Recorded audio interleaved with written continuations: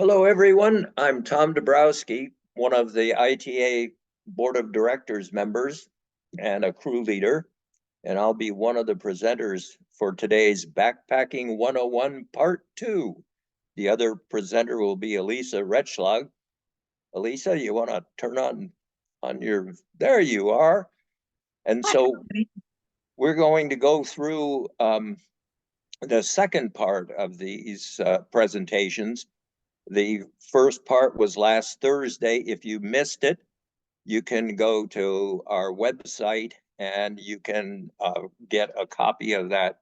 You can watch a copy of that presentation. So first about ITA, we were founded 14 years ago, 2010.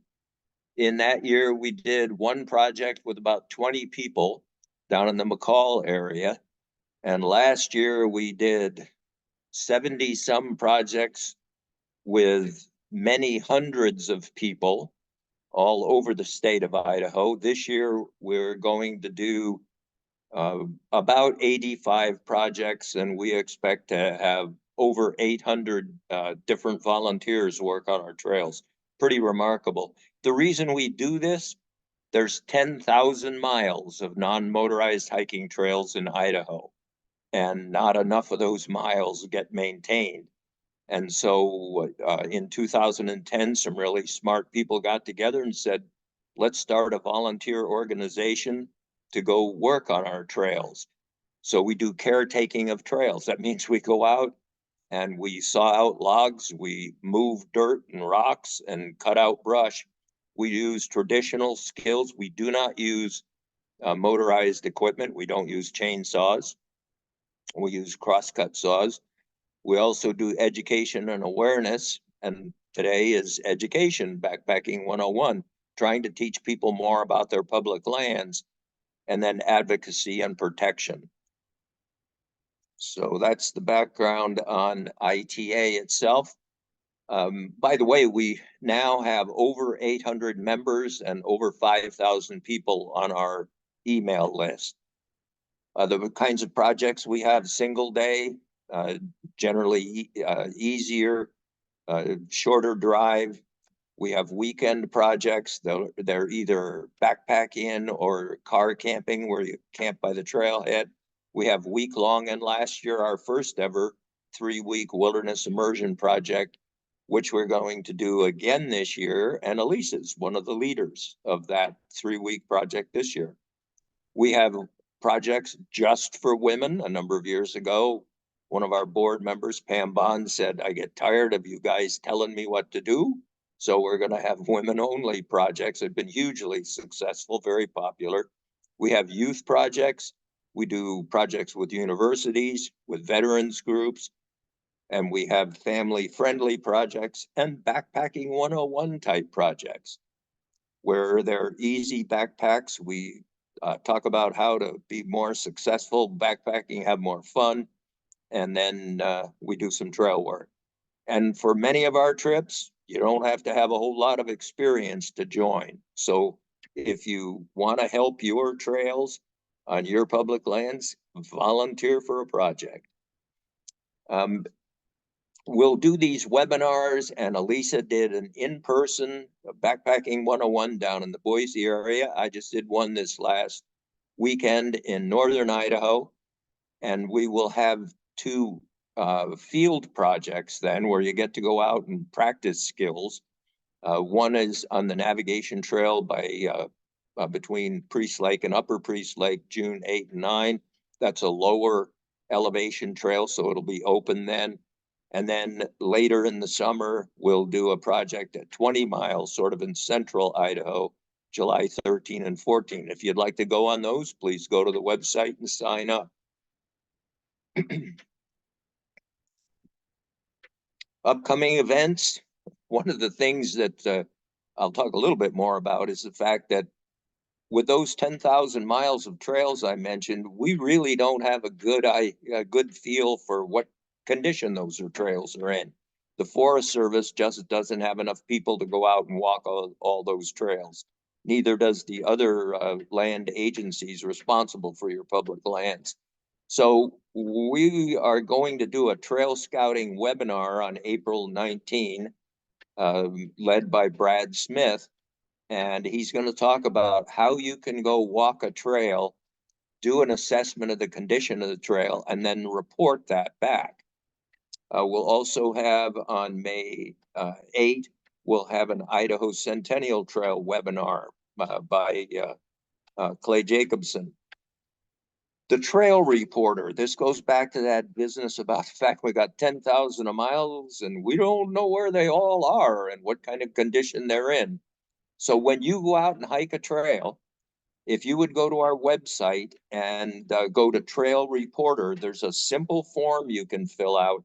It's hugely valuable to us and to the Forest Service to let us know what's the condition of that trail. That way, if something is in bad shape, we know that it could be a potential target for the next year. So please go to the website, and as you hike these trails, put in a report on the Trail Reporter. Okay, why are we doing Backpacking 101? First reason is a whole lot more people are out in our backcountry areas today than just a few years ago. Popular locations are really suffering damage. Last week at the webinar, Alisa talked about how to poop in the woods and not leave a mess behind. It is a huge problem. It's getting worse. And if we don't start correcting that problem, the land agencies are going to start making us carry our poop back out using a thing called a green bag or some other device. So we've got to do a better job of taking care of our public lands. And we believe that if we train people on how to poop in the woods, they'll do it right. And so that's why we're doing this. The other reason is if we teach you about backpacking and you really like backpacking, then we hope you'll come out and volunteer on a trail project, because those 10,000 miles really need your help. What we did in part 1 last week was we talked about safety, how to take care of your feet. That's job 1, because you have to have your feet in good shape if you're going to be hiking and carrying a pack. We talked about the 10 essentials, how to leave no trace, and we talked about cooking and food. And so again, you can go see a recording of that webinar from last week and catch up on that stuff. What we're going to talk about today is what to carry, what items you might need to buy, and then once you have this pile of stuff that you've gathered up, this gear and your food, how to pack your backpack. Some tips for an easier trip and a plan to be safe. And we're going to talk about how to have more fun out there. So, Alisa, I think this is where you jump right in here.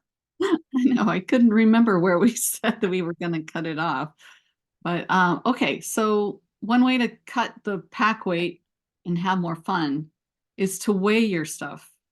And don't worry about the pack at this point.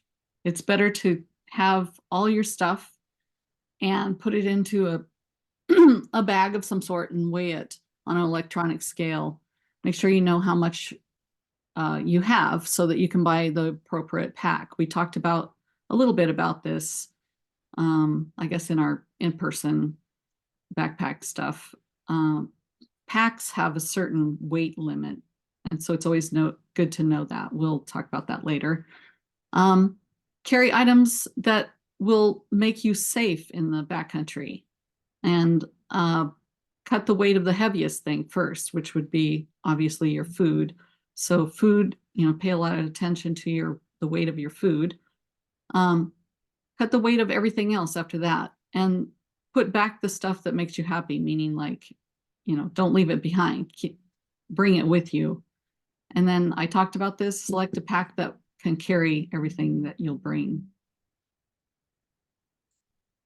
I always forget the controls are down here. Some suggested pack weights should be less than 20% of your body weight. It's up for debate. I mean, that's probably a good starting point. On some of my backpacking trips, I start really heavy because they're long trips and I need to carry a lot of food. And as I eat through the food, my backpack gets less and less. So just know like the cutoff point on your backpack, how much can it actually carry? There's certain backpacks that can carry up to 100 pounds, which I would never carry on a backpacking trip. But so just use the 20% of your body weight as a guide. I mean, I've seen 120-pound women carrying 60-pound packs, and their packs are fine. So just go online and search reduce pack weight, has a bunch of suggestions. Google is great, isn't it? What to carry. So we're going to talk about all these things. Shelter. So you need a tent of some sort or a shelter. We'll talk about that. Sleep system, clothing, cooking, hydration, safety, and of course, entertainment.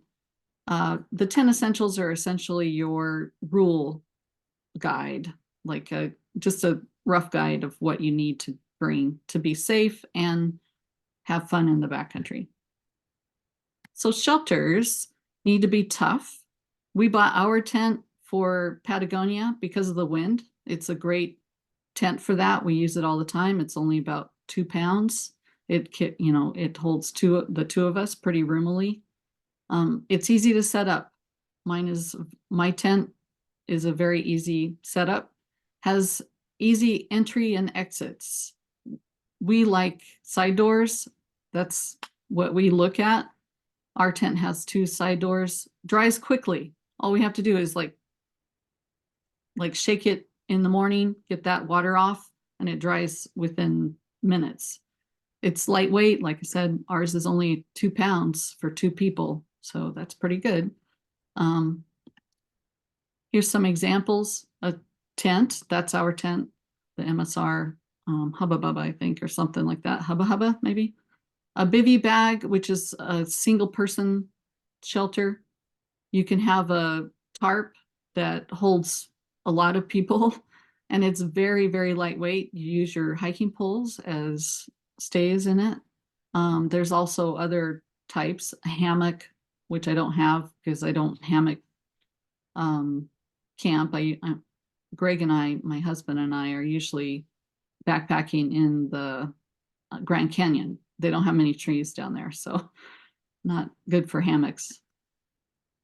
Here's an example of like what you can expect to pay. Tents, good ones are, that's a hefty price. You can get used ones, just make sure that they don't have holes in them, that they're stable and don't have broken poles. You can get a cheap Walmart tent, but the lighter the weight you go, the higher price it usually becomes. So go to Outdoor Gear Lab, shop around. They have really good reviews on tents. At the end of this presentation, we'll give you, like at the first presentation, part 1, we'll give you a list of used outdoor gear stores that you can check out. And then just make sure that the tents are good, like that they don't leak. And if they do leak, just fix the leaks. Sleep system would include a sleeping bag, sleeping pad, pillow, sleeping clothes to keep your bag longer. And yeah, when you get a good sleep system, stick with it. Don't, when I've changed my sleep system, I'm always like, oh, I'm not sleeping as well. I'm not having as much fun because I'm always tired during the day. Just stick with your sleep system. There's synthetic bags for sleeping bags. There's down that requires some maintenance. When down gets wet, it's kind of useless. So it's really important to just maintain that it doesn't get wet. You can get down sleeping bags with shells that are waterproof, but they increase the weight of the sleeping bag. The down sleeping bags are definitely lighter weight and more expensive, as you can imagine. When you're shopping for sleeping bags, make sure you try out the zipper, because not all zippers are alike. Some jam up in the material that's nearest the sleeping bag closure. Down sleeping bags are definitely warmer.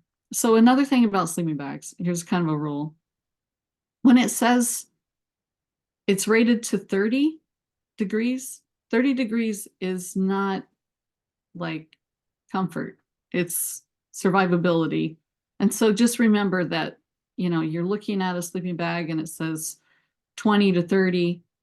Just know that, yeah, it can go down to 20, but you may not be as comfortable with it. You may need to add, you can buy that sleeping bag, but you may need to add like a fleece liner to go into the bag, or you can get these really lightweight kind of flannel liners that you can take with you. It'll just add more space in your backpack, but it may be worth it to bring down the amount that you can go down in temperature for your bag. Oops. Not quite on the, okay. You can like tents, you can go all the way cheap at Walmart for $30. It's 3.5 pounds, may weigh even more than your tent. REI has a huge selection of sleeping bags. It's worth going just to kind of feel and see what you would like to buy or want to buy. They're actually not that bad, and REI is a great store. You can take back anything, and they, like I said, they have a huge selection. Better, as you can see, as we go down in pounds, these are both down sleeping bags. One has 850 WR down, one has 950. So you can see that as there's more filling or different types of filling, the price goes up. So just go to Outdoor Gear Lab again, and they have great reviews. Shop around. Okay, sleeping bag or sleeping pads. The thing about sleeping pads is they all come with an R value, unless they're like the pads in this picture. They probably have an R value of 1. So the higher the R value, the more insulative it is. But of course, also the more expensive it is. And sometimes it can result in a heavier sleeping pad. But, like in summer, you can get away with an R value of 2, maybe 1.5. In the winter, I would go no less than 4. 4 might be like, I don't know if any of you have ever like just laid on the ground. Your body starts to just kind of equal out with the temperature of the ground. So if the ground is cool, your body, it's sucking all the warmth out of your body. So it's good to have this pad. That's why, like in survival shows, you always see them cutting off branches of trees or something and putting down underneath them, because it's good to be off the ground. Section Hiker has good definitions for R values, so you can learn more about it if you want, and different types of pads. Just like sleeping bags and tents, you can go from cheap to most insulative. The best insulation, look at that R value of 7.3. I've seen an R value as high as 12, but of course it's expensive in weight. It's like 2 pounds, and it's big. I mean, it's an air mattress, so it goes down a lot. So foam and Z-rests, for example, they don't pop. Obviously, they're not made of air, so you're not going to puncture them or anything. They're very durable and obviously very cheap comparatively. Air is more comfortable. It probably has more insulation, definitely more insulation. I had an air mattress in the Grand Canyon. I had it on the outside of my pack. I put my pack on a cactus. So for the rest of the trip, I pretty much had less than a Thermarest Z-Lite. It was completely flat. It didn't really provide me with much. So that is something to keep in your head when you're searching for these things. Pillows. I was gifted an air pillow and I'll never go back. It's such a great luxury, but really, you can do it for free. You can take all your clothes and stuff them in the stuff sack of your sleeping bag, and there's your pillow. It's not bad, but definitely air pillows are so nice to have. Sleeping clothes. I sleep in a long sleeved synthetic t-shirt or t-shirt, I guess, and long synthetic pants, like a pair of insulative pants that I usually use for winter or something. The reason why I do that, and I actually sleep in socks unless it's going to be really hot, it keeps your sleeping bag cleaner longer. So if you're on say a week-long backpacking trip, your down, for example, your down sleeping bag won't pack out as quickly before you end up cleaning it. And you don't want to clean your sleeping bag all the time. I mean, it's harder to clean. So it's better to have a pair of, a set of sleeping clothes specifically for that. Backpacking clothes. Really, you're just looking at temperature and moisture management. Temperature, long sleeve shirts. I always use long sleeve shirts really for just sun protection. And then I have a layering system for warmth. So I have like a wind jacket that I can put on. I have other layers that I can put on. Use synthetics. Cotton, it holds in the moisture next to your core, and it makes you cold when the sun goes down, and then yeah, you're just cold. You'll never warm up until you take that stuff off. Cotton is just it's not good. Yeah, and like I said, use a layering system. Nylon shirts and pants, like the convertible pants are nice because you can zip off the bottoms of your pants. Definitely extra socks. We talked about blister care in the first presentation. Extra socks, they're key. Once your socks get really dirty, you need to change your socks. Or if they get wet, you need to get that wetness off of there because it hurts the integrity of the skin of your feet. So you'll damage your feet, and your feet are carrying you in backpacking. They're like one of the most important parts of your body to take care of. Insulating jacket, like a compressible down jacket, for example. I have I can't remember what it's called, but it's from Patagonia. I've had it for a long time. I've patched it a few times, but it is so key to having just when it gets cold at night in camp, for example, just putting that thing on.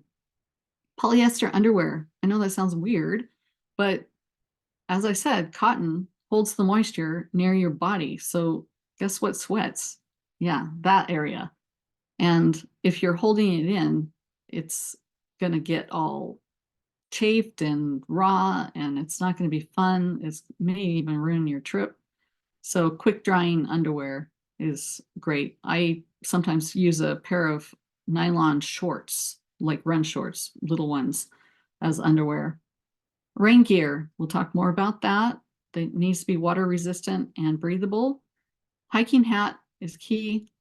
Stocking cap for in camp, and gloves both for in the morning and at night. Stocking cap and gloves, because it does actually really get quite cold here in the mountains in Idaho. I took my nieces on a camp trip, just not even backpacking, and they both forgot their stocking cap and gloves, thinking it's not going to be, it's so hot during the day. And then the next morning and at night, they were so cold. And I didn't have any extra. I didn't even think about it. So yeah, they huddled in the car, really. Camp shoes. In ITA, we recommend closed-toed shoes just because of some of the accidents that have occurred that have actually resulted in people needing to leave the trip. The foot injuries have been so bad, but you can use sandals. It's just, yeah, closed-toed shoes like Crocs. That's what I use. Those are fine. And don't bring more clothes than you will use. I remember my very first backpacking trip with my husband, even before we were married. We both brought so many more. We brought an extra pair of pants, and we realized that we wore the same clothes every day. It's not worth changing. Just bring the clothes that you're going to wear. Don't bring extra clothes other than socks and insulating gear.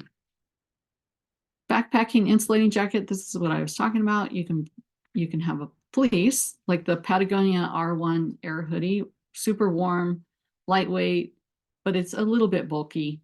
There's good non-down jackets like the one I was talking about. I don't think mine is the DOS light hoodie, but it's like an air. Oh, I don't even know. It was so long ago. They're less bulky, they compress more, and they seem a lot warmer. Mine is from like, I don't know, 12 to 15 years ago. Still using that thing. So yeah, it's worth the money just to spend on it. You can get those used. We'll show you. Backpacking rain gear. You're looking for weight and packability, comfort, durability, and breathability. A lot of rain jackets these days have these pit zips that you can open up when you're backpacking and it's raining, but yet it's warm. You can open up those pit zips so that it's not, you're not like getting all soaked inside because it's not breathing as well. Most rain jackets don't breathe as well as other clothes, but you definitely want to look at breathability. Gore-Tex type, you can spend a lot of money on rain jackets. Arc'teryx is probably your highest priced item that you would ever buy, really. It might be shocking, but Outdoor Research has really good jackets. Tyvek type, the Frog Togs. Somebody, when I was doing the presentation last year, said that they, like leaned down to pick up something and the back end totally blew out. So just know that, $22 and 11 ounces, you might want to spend a little bit more money on that. But I do know that, I don't know if he still has it, but Clay Jacobson used Frog Togs. Maybe just get a bigger size.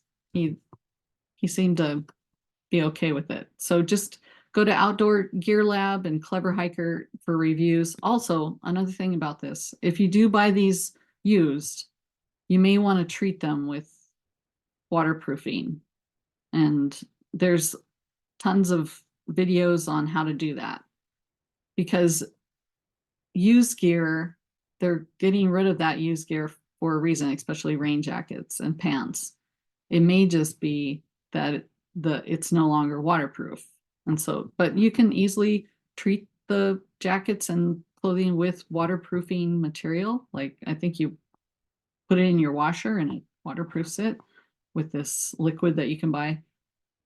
And it'll be more waterproof. But just know that used gear, it may be that people were getting rid of it because it no longer, it like wets out when it rains.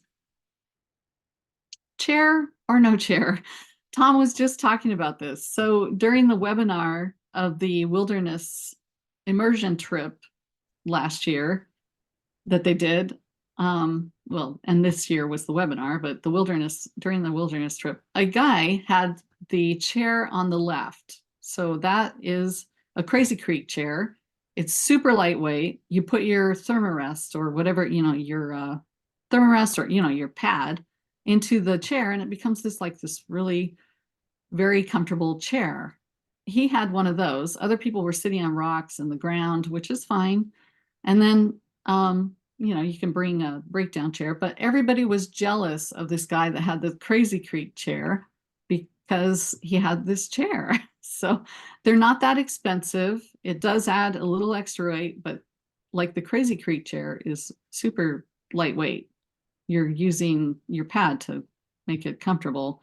Other people, like I was on a trip with Clay Jacobson. He had this big, I don't know, rucksack looking backpack, and it felt like he was just bringing stuff out that I couldn't believe that he had in there, that it wasn't adding all this weight. One of them was one of these chairs on the right, one of the breakdown chairs. So you can get them super lightweight.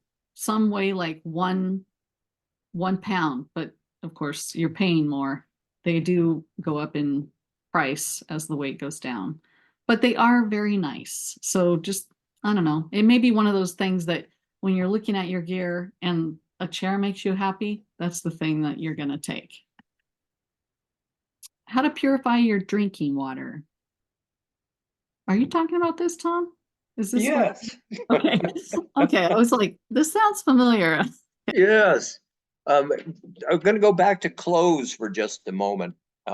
It may come as a shock to folks, but we do occasionally run into mosquitoes up in the high country. In fact, we have some projects where mosquitoes are a huge problem.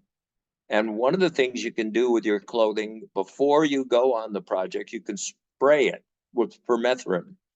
And you can get the stuff in the store, excuse me, and you spray it and then wait about 24 hours. But it'll go through 6 to 8 washes before it totally washes out. But it definitely helps. If you've ever sat in camp in the evening with your nylon pants on and they're tight across your leg, you realize those little devils are landing on your leg and biting right through the nylon. So it really helps with that kind of thing. Um, so so now we're talking about how to purify drinking water. Um, many years ago, when my wife and I started in the backcountry, we carried a dipper on the pack and we really didn't worry about it. But there's so many people out there now that you really have to be concerned about contaminants in the water, particularly Giardia. Um, so there's different methods for purifying water. One is filtration, and we'll talk about some of the other methods. But filters today, there's just scads of different kinds of filters available. I don't know if you can see this, but that's a Sawyer mini filter, and you screw it on a flexible water bag, and then you squeeze the water through that filter media, and it takes out the Giardia and crypto. It does not do anything for viruses, but we don't have viruses in the water in North America very much, and so generally viruses aren't a problem. So filtration works okay.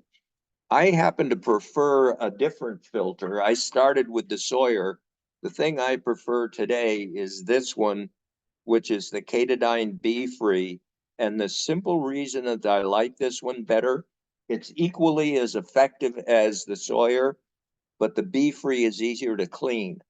You can just simply swish it in a stream or a lake, or put it in screw it into the bag and flop the bag around to get the water agitated, because the filter media is exposed.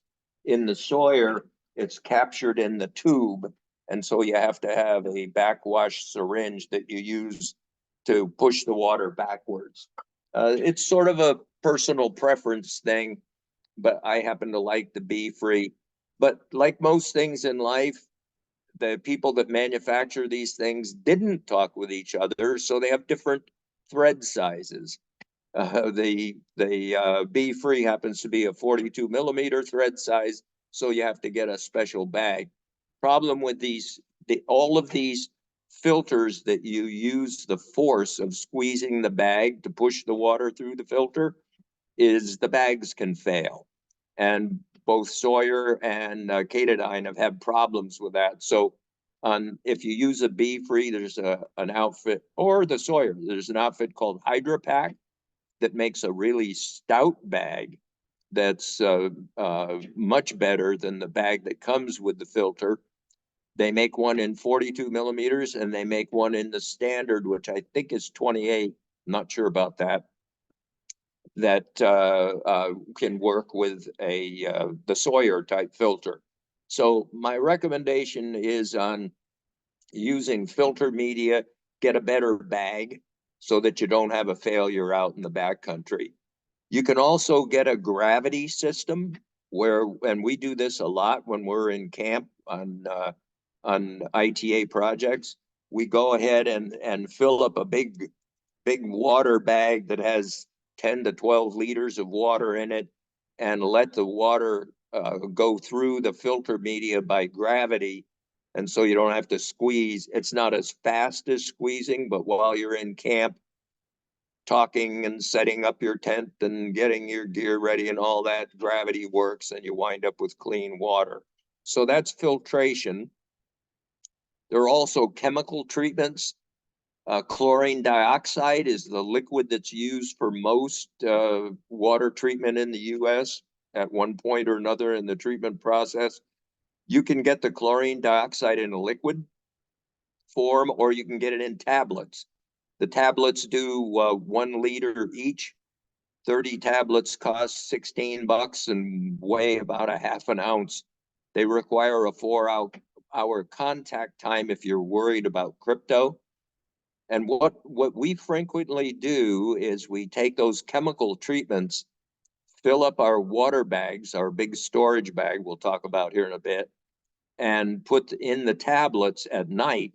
And so they sit in there purifying the water all night long. And so when we get up in the morning, no need to filter, no need to go through the squeeze routine or gravity. You have clean water. Do not use iodine or chlorine bleach. And iodine was very popular for years. If you're interested in water treatment, if you want to learn more about water treatment, go to the CDC, the Centers for Disease Control. Go to CDC or Google on CDC paper on treatment and purifying water for backcountry travel. They have a fantastic discussion, and they have a great 1-page chart that shows what works and what doesn't. And iodine and chlorine bleach are not the things you want to use. There's another really slick system, and that's SteriPen. Came out with a number of different devices. This particular one listed here is the Classic 3. It's 6 ounces, so it's heavier than a filter. Costs $100, which is more than a filter. But it's you turn it on, put it in your water bottle, swish it around. In a minute and a half, you have absolutely clean water. It'll kill everything. It kills the viruses, the other contaminants like Giardia or crypto. So as I said here, in our testing, the Be-Free is the fastest of the water filters, but they all work. I mean, Sawyer and Be-Free are good, and there's some others as well. If you go to Outdoor Gear Lab, they rate the water purification methods. There's the Katahdin Be-Free with the Seeker 2-liter bag. The Platypus Gravity Works. That's the one that has a dirty bag or water with a dirty in it, and then another bag for clean. And there on the right, you can see the Sawyer Squeeze. This, by the way, if you look at the Katahdin Be-Free, that bag on the left is the one that comes with the Katahdin, and it has a tendency to fail. Okay, so we've talked about filters. And so here's the thing. So do you want to take a chance? And this next one just talks about, the sickness onset for Giardia is 1 to 2 weeks and crypto's 2 to 10 days. But I have never had Giardia, but I have talked with people that have had it, and they said it's an experience they do not want to repeat. So if there's any question at all, or if you're in an area that has has people in it or animals, you probably want to treat your water.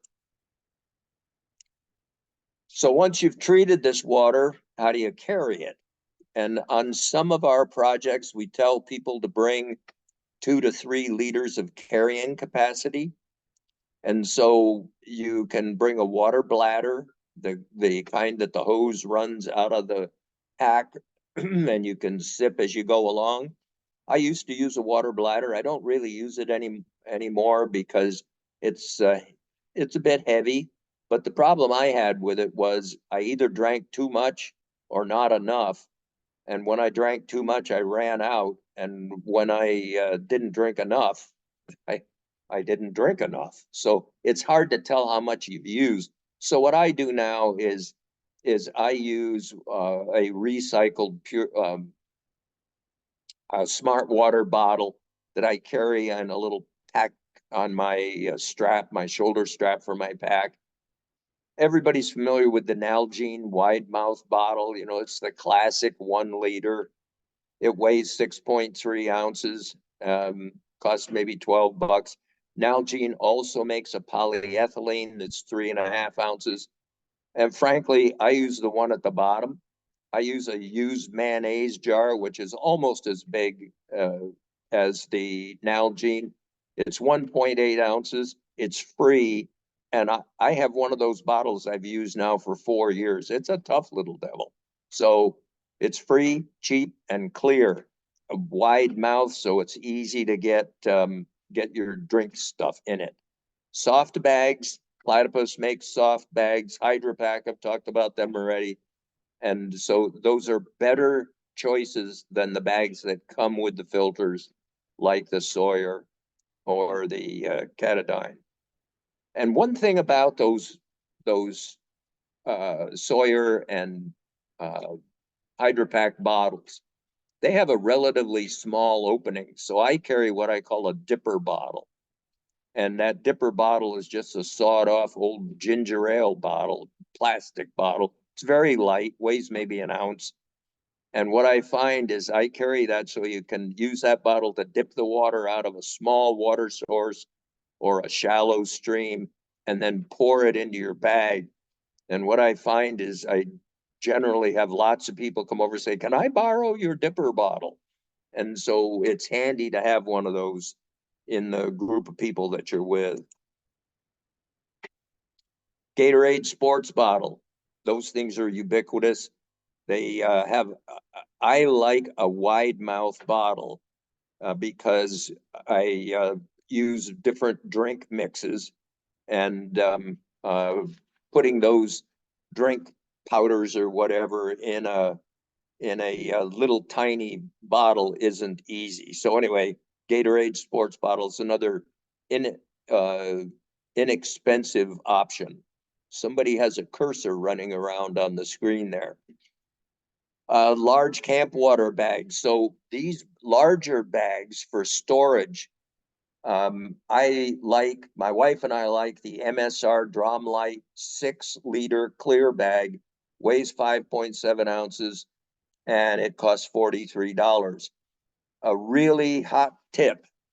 So when you backpack into your base camp or into your work site, go ahead and fill that 6 liter bag in the morning, put it out where it's going to be in the sun all day. And when you come back in the evening, you're going to have hot water. And we found we can take a great shower in 3 liters of water. So the thing you do is bring a little shower fitting, which I'll show you here after a bit. And you can have a great shower in the evening. And then during the day, you will have water. And what we do is we fill it with unpurified water, hang it someplace. It has a nifty pour spout on it.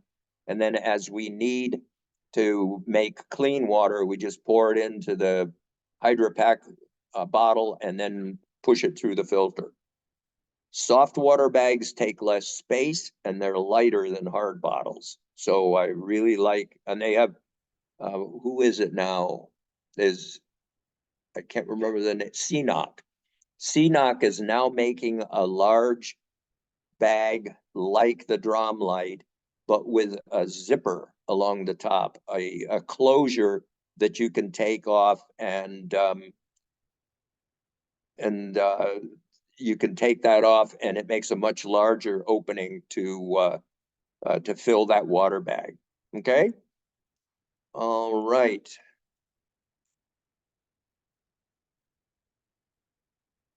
Recommended safety gear. we're really concerned about safety. We want to, we believe when people come out and volunteer on a trail project or they go backpacking and they start out with 10 toes or 10 fingers, they ought to come home to their family with all those toes and fingers in the original locations. So safety is important to us. First aid kit.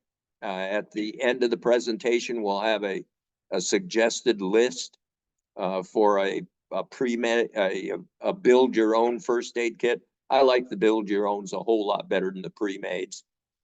You want a good headlamp and get one with a strobe for signaling. I've volunteered for many years in search and rescue, and I know Alisa and Greg have been really active in search and rescue. And it's so much easier to see a strobe than a steady light. Black Diamond Storm is one example. If you want to really go light, the Petzl E-Light is a great light. Bring a pocket knife or a Leatherman, and you'll need that for a variety of things. But the most important of all is down here at the bottom, a satellite communicator. We pretty much standardized in ITA on the Garmin InReach, the Explorer models, the larger ones that have the maps in them. I personally carry a Mini. A Mini weighs 3.5 ounces. I got mine for 350. I think they're 350 to 400, something like that. And so you also need a service plan. So the thing that is important here is you have to decide what's your life worth. And so I certainly hope it's worth 400 bucks and $12 a month. These things are absolutely fantastic. I know when I volunteered in search and rescue, we had a number of cases where people tried to tell us where they were and it didn't work. And so, you know, we had to go out and do it the old fashioned way and search and search. And we've had cases here recently where we've looked for people that are lost and had huge crews of people out walking through the woods where they were hiking and we never found them. And so that satellite communicator is really important. So please, again, you can go to Outdoor Gear Lab and they rate the various satellite communicators, but Garmin is very popular, does very well, and it's hugely helpful. Thing I love about mine on my little Mini, the thing weighs 3.5 ounces and I get a weather report on it for exactly where I am. A form of navigation, bring a map. And, you know, lots of folks today, I see them out in the wilderness with their cell phones and they're using Gaia or All Trails or one of those many other applications you can get. And one of the problems with those things with the little tiny screen, it's hard to get good situational awareness. So what I do is I print out from one of the online services. I print out the topo map, I laminate it, and then I could use it as a plate if I want to. And so it can fall in the creek or swim around in the lake and it's just fine. But bring a map so you can see the bigger picture of what's going on.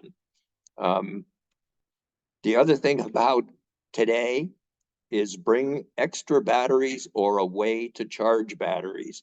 I know on the immersion trip last year, one of the things we were concerned about was how would everyone's electronics keep going for 3 weeks. And so before you go on your trip, figure out how, if you're going to rely on the electronics, how are you going to keep them going? An emergency blanket or a contractor bag.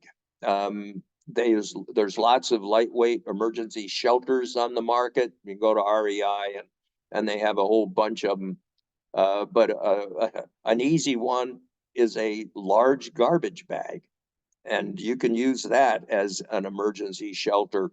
Of course, when you're backpacking, you're going to have your tent. So if you have a problem, you can always put up the tent, or if somebody has a problem, you can put up the tent. Another tip about those garbage bags, a lot of tents today are fairly tight in terms of space because we're trying to make them lighter. And so what you can do is take one of those clear 30-gallon garbage bags. They're quite light. And if you have a tendency to get the bottom of your sleeping bag on your tent wall at night and it gets wet, just slide the garbage bag over the bottom of your sleeping bag and it'll keep your bag dry. The other thing is wilderness and remote first aid training. I'm a real advocate of this. We teach all of our crew leaders the American Red Cross wilderness and remote first aid training.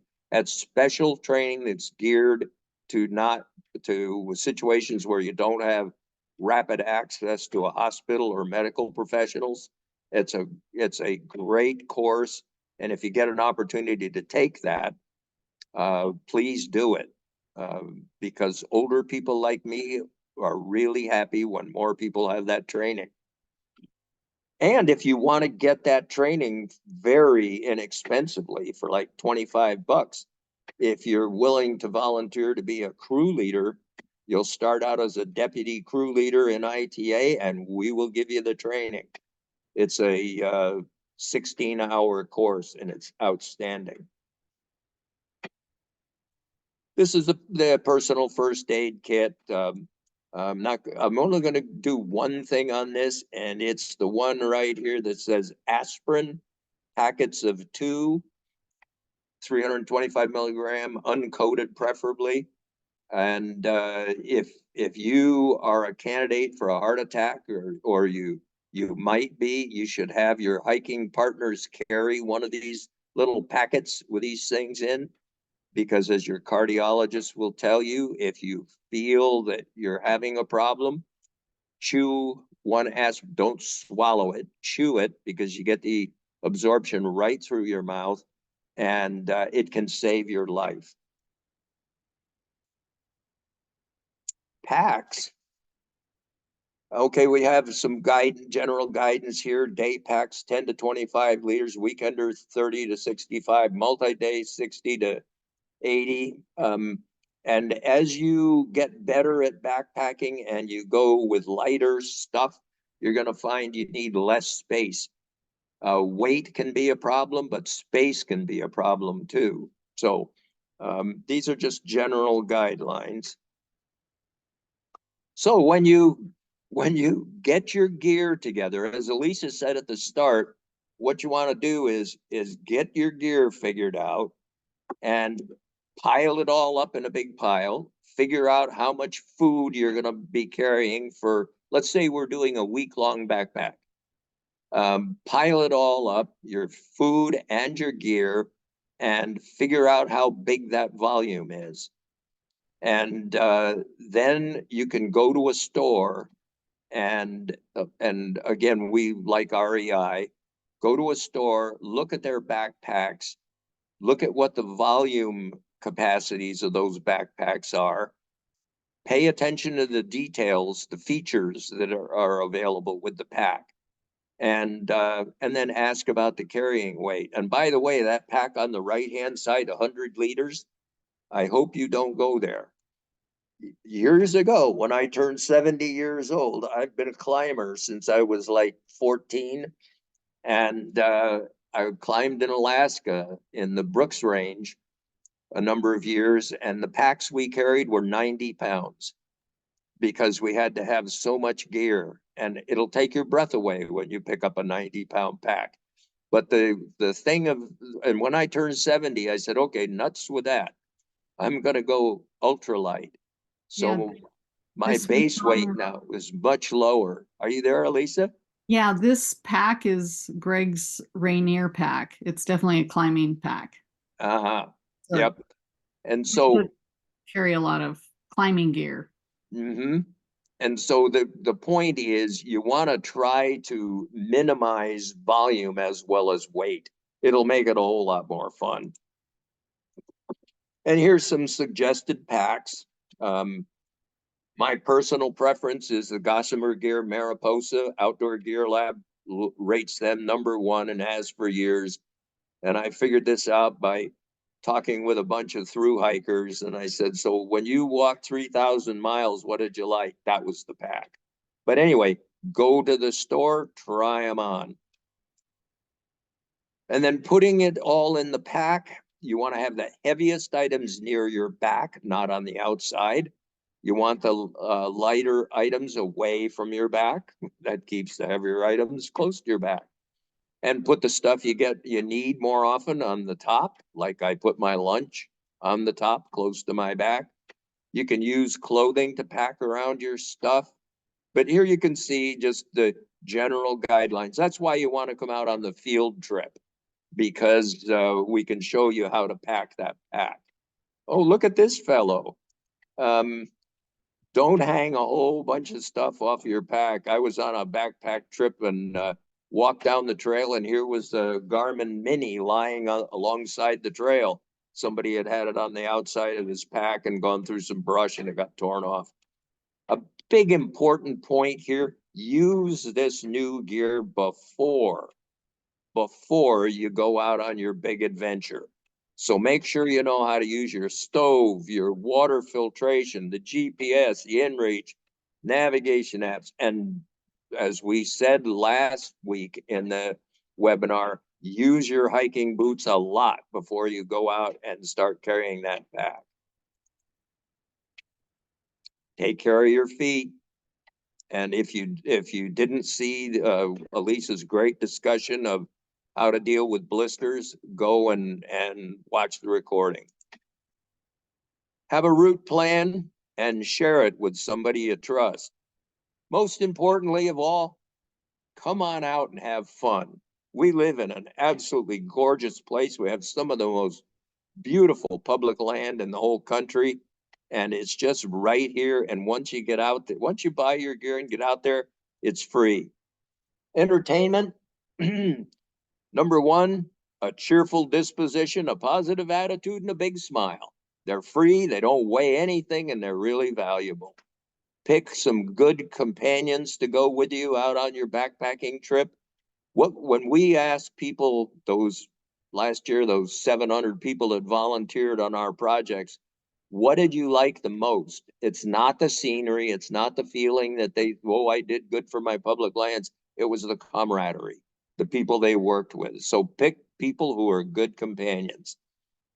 And we said at the beginning, Alisa talked about put something back in your pack that makes you happy. This makes me happy. That's that shower that I talked about. After a hard day of trail work, being able to plug this shower in the bottom of that water bag I talked with you about, that shower head weighs a half an ounce. That half an ounce makes me really happy.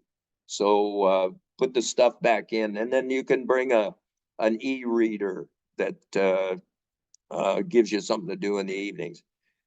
Here's some of the discount websites, used gear websites. REI's got a really good used gear website now.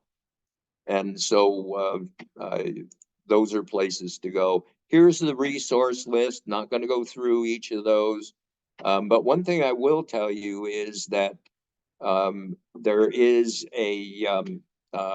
just an incredible amount of information that's available today. Some of it's confusing because it doesn't all agree with each other, but lots of information out there. Okay, since you attended this webinar, we're going to send you an email with the presentation and resources. Think over what you've learned. And if you have any questions, we're here to help. So please go ahead and send in your questions to that address. Check Outdoor Gear Lab. They have some really good suggestions for budget and gear purchases. Set up a budget and buy your gear. And join ITA on a trail trip. We'd love to see you out helping on our trails. Okay, and at that point, we say thank you. And do you have any questions? If you do, there's a Q&A thing down here. And we have one question already. And that's, does the rating include a person in sleep layers too? And the answer is no. because if you have a 30-degree bag, you can put on long underwear, as Alisa talked about, and that might get the rating down a bit lower, maybe as low as 20. So the ratings don't include sleep clothes. Any other questions?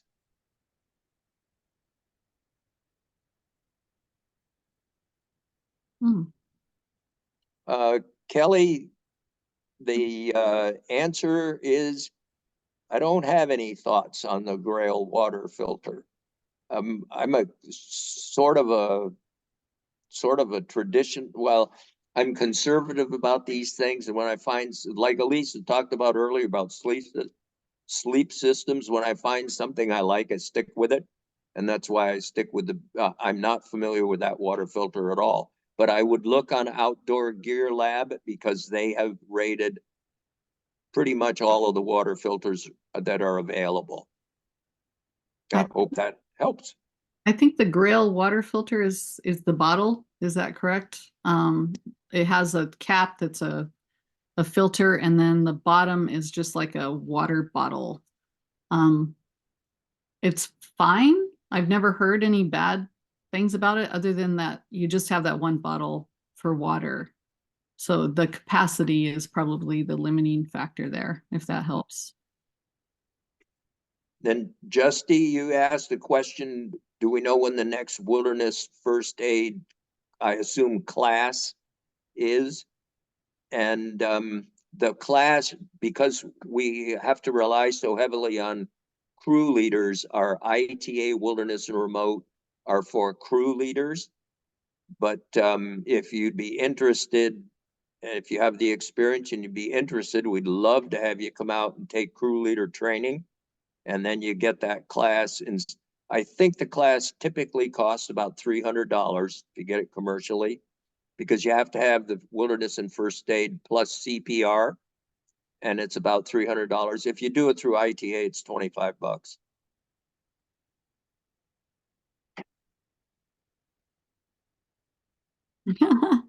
Oh, that's not true.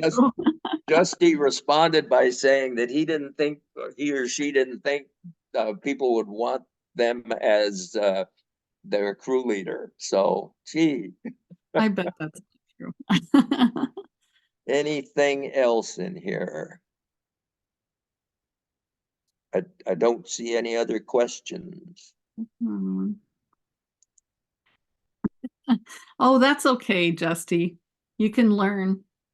Everybody's teachable. Navigation skills. I always try to teach people navigation skills when I'm out there. Okay.